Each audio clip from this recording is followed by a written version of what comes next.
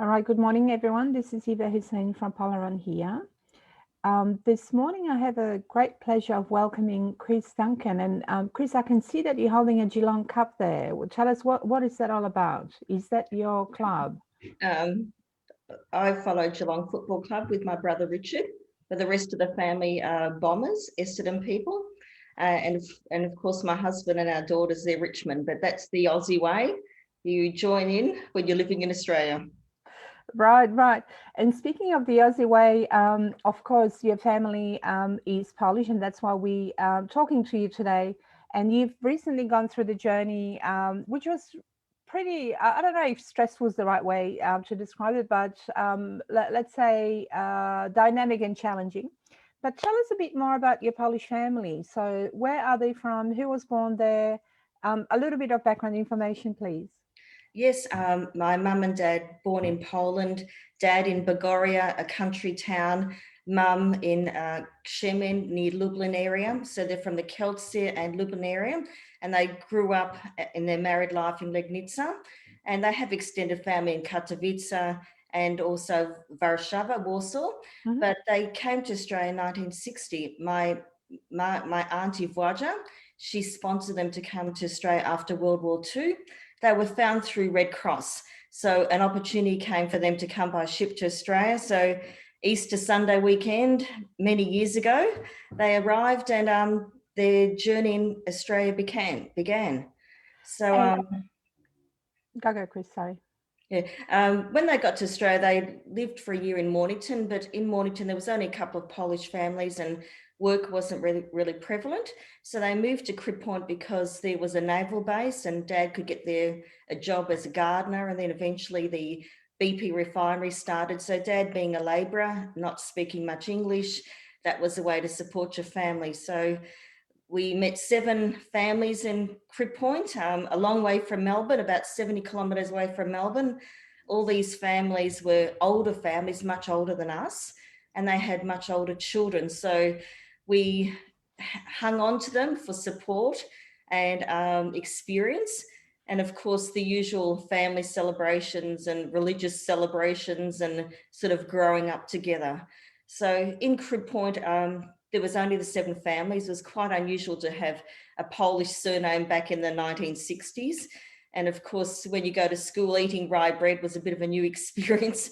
But then my brothers joined the footy team and we became friends with people and we fitted in, and I stayed there for 25 years before I started my own pathway.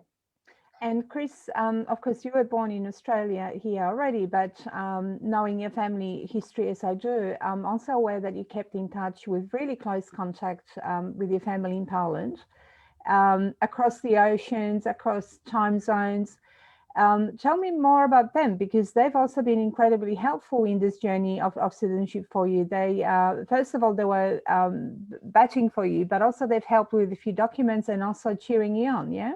Yeah. So what happened was, when I was a little girl, Mum would write letters to Poland, and she said, "Oh, one day if you go to Poland, you've got an Uncle Gutek and an Auntie Stasha and an Auntie Anya and an Auntie Eva, and they will welcome you with open arms, and your cousins, you know, all these different ones, they will do that too." And sure enough, recently we've relied on the help of my cousins, which is Leszek and Jidek, and Anya and Helena. Their children are the ones that stepped forward and made contact with Warsaw to make sure that our confirmation of Polish citizenship document actually got processed a little bit faster. So having that connection was invaluable. Yeah, yeah. So I think you came to us, well, certainly last year in the midst of the pandemic already. And one of the reasons why everything became quite urgent is that your daughter Angela is in London. Um, what happened? Yeah. So what happened was, Angela went to London for a 2-year plan, a T5 youth mobility visa. When she got there, she was lucky enough to get casual work at the National Theatre, because Angela wants to follow acting and also modelling and travelling, all of those things. And of course, well, the pandemic hit, so her work stopped. So then she had to be resourceful in other ways. So she managed to do bar work locally just to survive. Mm. And then she sort of asked friends, "Well, I want to stay in the UK, what do I do?" And one of our family friends, Claire Groshek, actually said, hey, I've just become a Polish citizen. I'm going to be staying in the UK indefinitely. Why don't you look into it yourself? So, of course, Angela rings us very urgently. Please, Right. Mum, you've got to help us. And the first thing I said, Angela, what are you talking about? I said, Claire's situation is different to us. Her dad was born in Poland. I wasn't born in Poland. And she said, no, Mum, you can do it. So, of course, being the mum, I investigated, I contacted Polaron, and you kindly directed me that there was a possibility because, as it turned out, when I was born in 1960, my parents were still Polish citizens. Right. They hadn't become naturalized. So that created an opportunity for us to follow this citizenship by descent.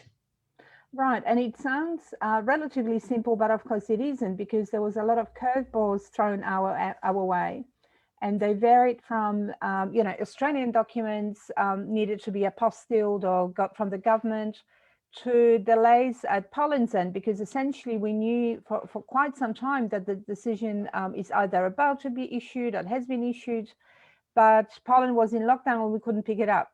So could you just take us through the journey a little bit of the paperwork? And I know that it's a bit boring, but I also know that you work for legal aid here in Australia.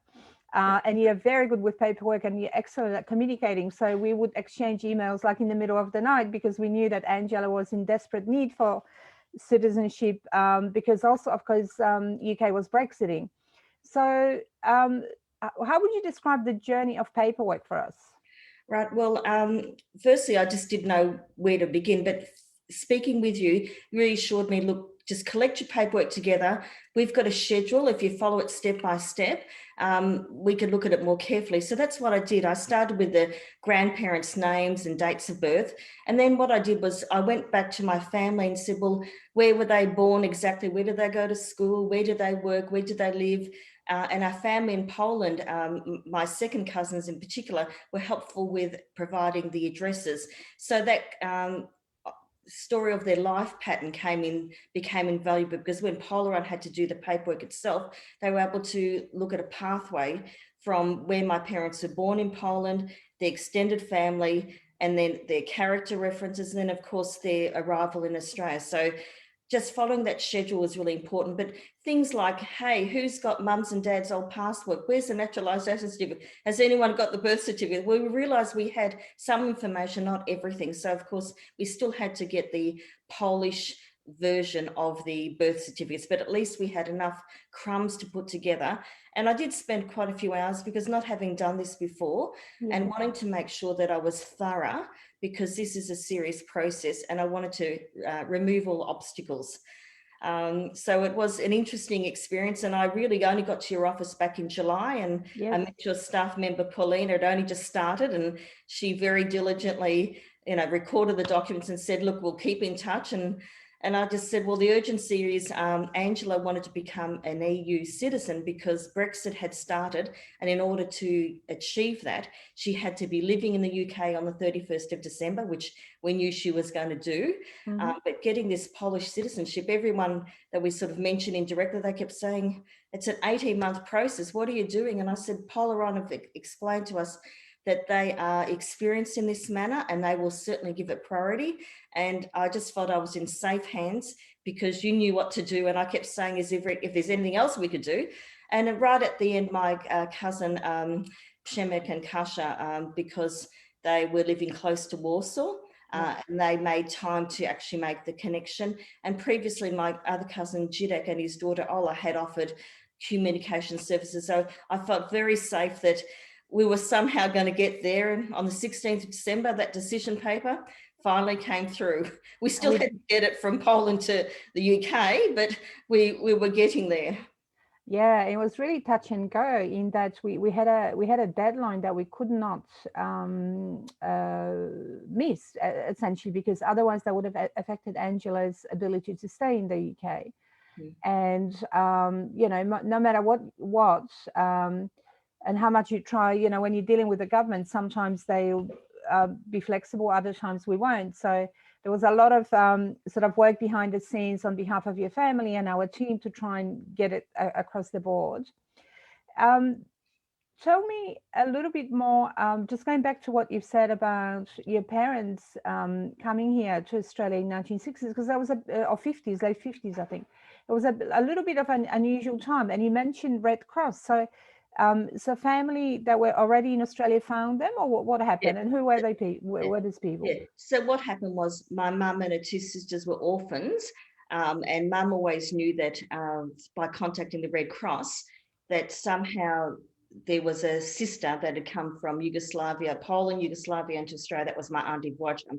And they made the contact. And then my uncle and auntie in Mornington, they sponsored my parents. So they brought them out on a ship with my two brothers, Zbyszek and Richard, known as John and Richard.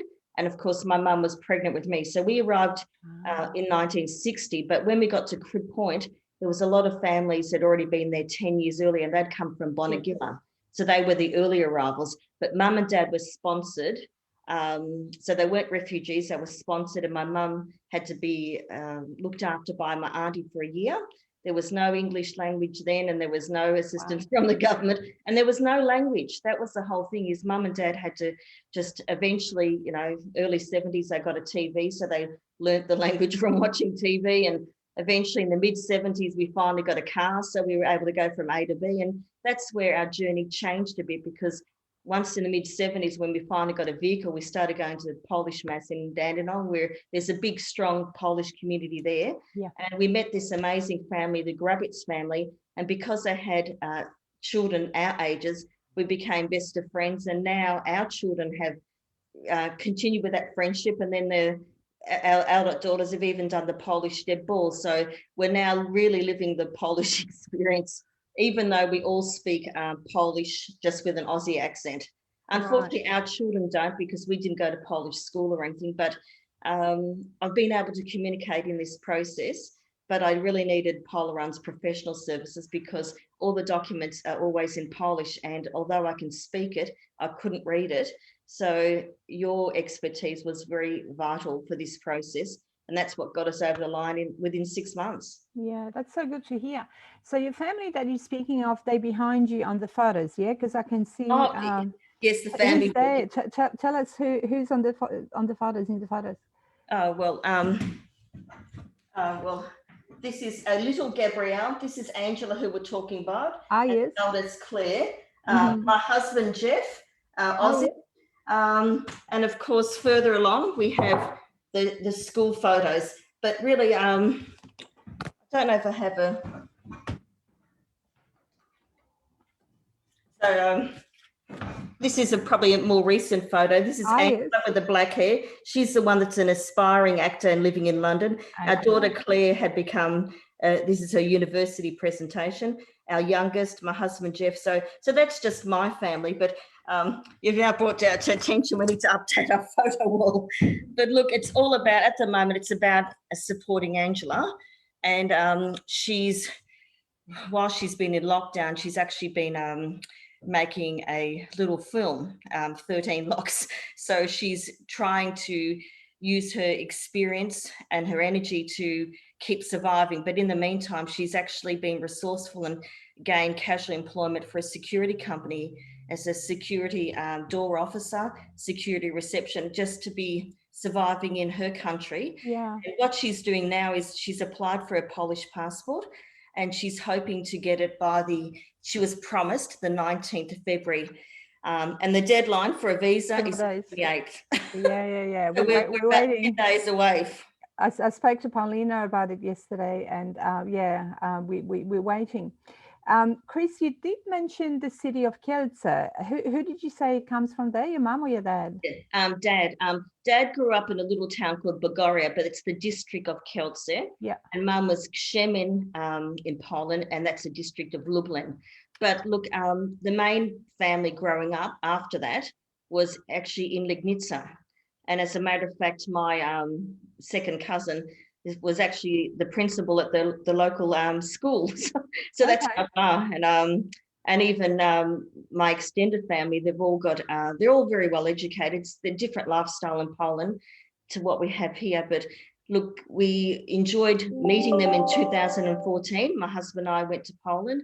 And of course, that inspired me to want to become a dual citizen. But everything's on hold when you've still got a growing family. But then Angela's circumstances is what drove us to take action and just to create the possibility. And look, to meet the Brexit requirement, she now has to get the passport ASAP and then lodge it before the 30th of June.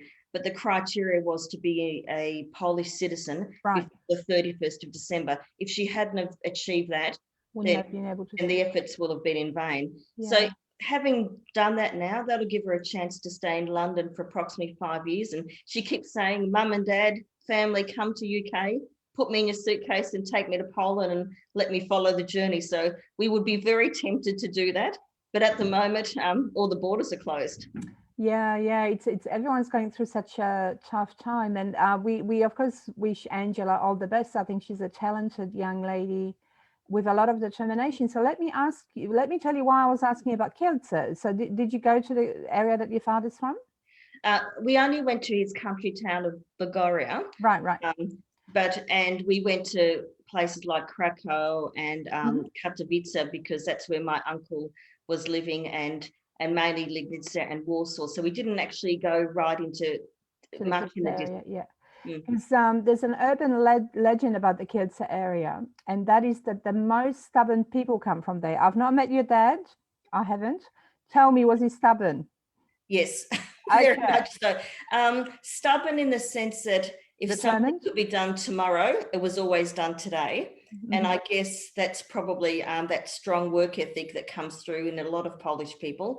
And also the other extent is the loving, caring and support for each other as well. So I feel very privileged to be initially part of the music family, and now I've joined the Duncan family. And it's just lovely to know that our children now have a proper link now with our Polish culture, and they're very interested in now going to Poland now that I've talked about it a bit more. And going there in 2014 was fantastic, because everything Mum and Dad talked about, the way of living, was so different to what we did here. Just as an example, Mum and Dad would say, well, you know, you live in your flat, it's usually 3 or 4 stories high, you've got small accommodation, and you just go to the park outside and you take children, and that's what you do. And then on the weekends you go to the cemetery, and if you're tired, you sit down at the chairs and you know, you meet more friends, and that's what you do. And of course in Australia we don't have that arrangement. Of course, just like they said, that's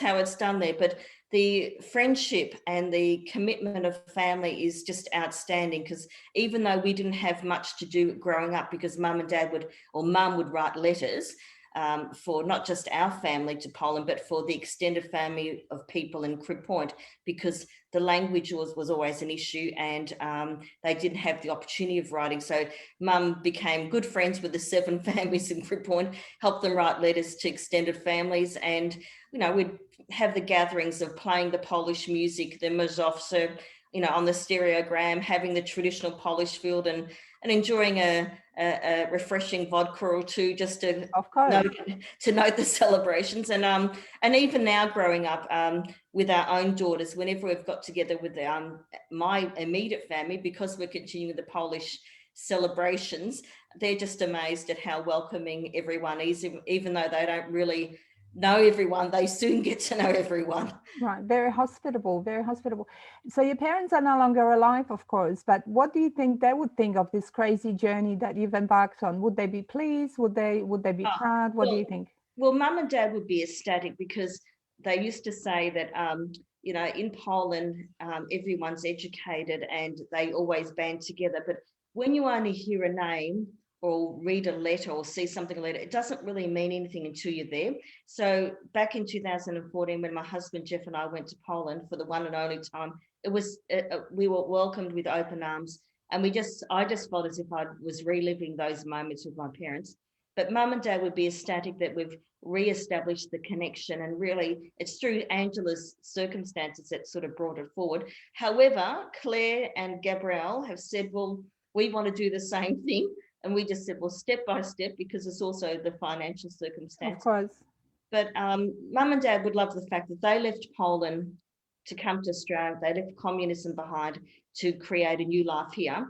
And here we are now going back to Poland to discover their roots, and being proud enough to do that, and not shy to do that, because that's what they always wanted. They initially missed their traditions when they came to Australia, because we didn't have that telephone contact like we did. No, it was 25 years before my dad spoke to his brother on the phone, because communication just wasn't there. And my parents both went back twice separately to see the family, and that was wonderful for them. But for us now as a younger family, my brother John, my brother Richard, my sister Anne, and myself we've only got one brother, Peter, who hasn't been able to financially go there. But look, they would love the fact that we've embraced a new life in Australia, but we've remembered our roots, and we're adapting, and we're appreciating everything. And that's what they used to inspire, the sincerity to live, appreciate, and keep adapting. It's wonderful, Chris. And I think, you know, we live in a very, very strange world right now. And I'm sure that when your parents were departing, when they were immigrating, it was for better life for their children. And in the end, they created that. But now Poland's become such a, you know, interesting, well, it's always been an interesting place, but I think it's attractive to young people. Where the economy is doing well. You know, sometimes you read stuff about Poland in the media that's not very favorable, but, you know, we just need to ignore it. I mean, you know, you read stuff about other countries that makes you think, I wonder what's that about. But as you said, it's a really nice place where there's this community spirit, this hospitable way of treating people, that, you know, they'll give you their last shirt, they'll feed you, they'll talk to you, and you just feel like you're part of the community and part of a, you know, strong diaspora, I guess. And what you described to us in what happened to in Australia when you come here as an immigrant, the first few years are really, really tough. And I think you're such a positive person, and I think the way you've described it was in pretty positive light. But some of the bits and pieces that you know, if you read between the lines, it wasn't such a rosy journey at all. So it's really good that you guys have been able to turn it around and you know, stay the course and take opportunity of something that your parents, I guess that would be like the greatest gift for your daughter. And when they were immigrating, they probably wouldn't even think of it, no?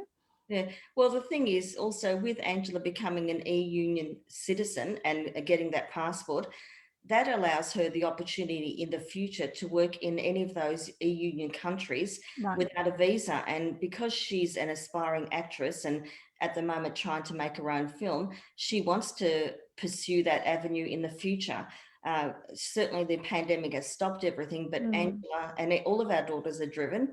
And like I said, Claire's hoping to follow a similar path because she's also involved in acting.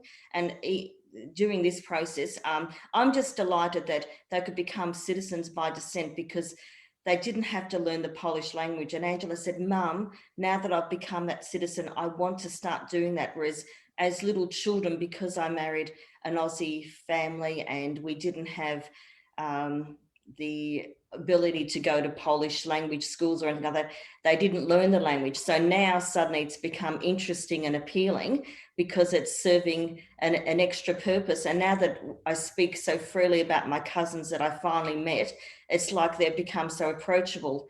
And now with this opportunity to talk on Skype, it's beautiful again because we're really joining together. So even though it's sort of like cousins my age, but then second cousins as well. And it's just wonderful to have that ongoing love with family and still remembering the Polish traditions and being able to have the flexibility to go there. Like back in the early 60s, Mum and Dad never thought that they would ever go back to Poland because it was a different time, and all they wanted to do was survive and provide for their own family. And my parents having had 6 children, and it was a different time, there was no relief. So yeah, so I'm very proud of them and glad that I was able to have this opportunity, because I never thought that back in July that this would happen, that we'd get this citizenship happening, and in amongst a pandemic. I mean, that was really such a worry, because if the timelines weren't met, the opportunity for, in particular, Angela would have been on hold. And the girls have said, look, we've done it once, we want to line up, and that's what their intention is, to line up. I know a company. But Chris, you are a pretty determined lady, and the way that you describe things is very inspirational as well. And I think one of the things you just said is that, and this resonates with a lot of people, and I know this for a fact, that a lot of people that work with us start that journey just wanting that passport, but then it becomes something completely bigger than you ever thought, and more amazing than you ever thought, because it connects you with who you are as a person, connects you with your identity. All of a sudden, people do want to learn the language, they do want to travel there, they want to settle there, because it is a you know, like I say, it's the greatest gift, I think, from your parents. Look, we've got a couple of questions, time for a couple of minutes for questions. So I'm going to hand over to Sarah just to see who wants to know what from you, Chris. But thank you so much for spending your morning with us. I know you're a busy lady. Sarah, any questions for Chris? Yeah, we have a couple of questions here. One question I have is, do I need to have visited Poland before qualifying? Is it something that's a requirement? No, it's not. Hello, can you see me? Yeah, we can. Yep. Yeah. Got you. Yeah. No, you don't have to have visited Poland, because we were just lucky enough that we had. But really, a citizenship by descent means eligibility criteria. So if you speak to Eva and the team at Polaron, they can explain whether you meet the criteria. In my case, it was as simple as when I was born, my parents were still Polish citizens. Mm-hmm. So the link of ongoing communication between family, that link was established. So therefore, the possibility was there. Yeah. Great. So we have another question here. This might be for Eva, actually. If my partner is Polish, do I still qualify for Polish citizenship through descent? No. So as Chris has explained, the citizenship through descent means that you have to have Polish blood. In other words, one of your parents, grandparents, great-grandparents, there's actually no limit on generation, but there are requirements in terms of timelines. As long as one of them is Polish, you already are born Polish, as in Chris's case. So your spouses do not acquire citizenship through marriage, but they do qualify for a spousal visa, which means that as long as Jeffrey remains married to Chris, if they decided, one day to sell up, pack up and go to Poland, Jeffrey will be able to stay with Chris with all the same rights, so work and residential rights, but not citizenship itself. So eventually he would qualify by living in Poland, but through marriage you don't become a citizen. We just have one more question. I think you may have touched on this before, but do you need to be able to speak Polish before applying for citizenship? No, well, actually, you don't. That was another issue that was concerning me, is that under different levels of citizenship, the criteria is you do have to speak, but because it's citizenship by descent, mm-hmm. It's like by blood, you don't have to. And that was a big relief for Angela, because how could she learn Polish in 6 months and know all the history and know all the other things that come with the language tests and so forth? That didn't have to apply to her. And because she's so grateful to have got this Polish citizenship, it's now making her want to explore that pathway for the future. Yeah, thank you, Chris. So you're absolutely correct. Language is not a requirement for Polish citizenship through descent. For a lot of English speakers, learning Polish to sort of like a professional level is really, really difficult. So a lot of people will speak, everyday kind of basic Polish and communicate really well. But when it comes to anything official, like sometimes I have people saying, I've watched the Polish TV or the news and I understood nothing. Because they have this like specialized or high level language that really is pretty exclusive. Like in Australia, we try to speak plain English. In Poland, it's completely the opposite way. Like the more they complicate, the more educated they feel. But anyway, that's another story. But Chris, thank you so much for being here with us this morning. I think you're the greatest advocate for Polaron and our work together. It was a relationship that we built over 6 months, and I know there were a lot of people behind the scenes. We were all very, very excited and nervous for Angela, because we know what life plans she has and what a wonderful aspiring actress she is.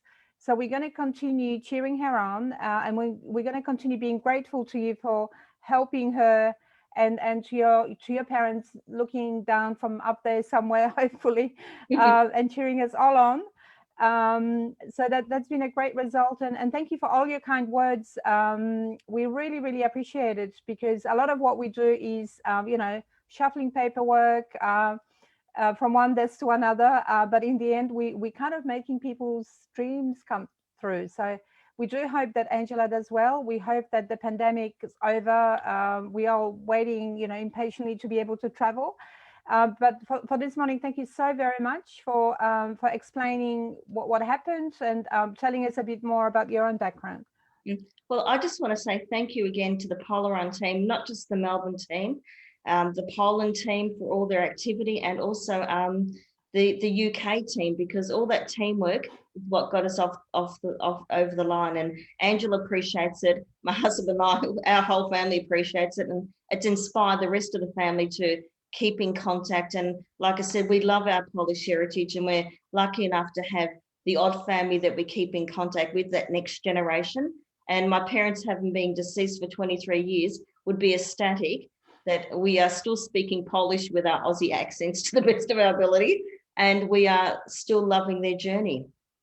Thank you so very much, and thanks everyone for watching. Sarah, thank you for facilitating today's session and asking really good questions from people that watched us. Thank you, Chris, and say hi to Angela when you speak to her next. I will do. Thank you. Thank you. Okay, bye. Bye.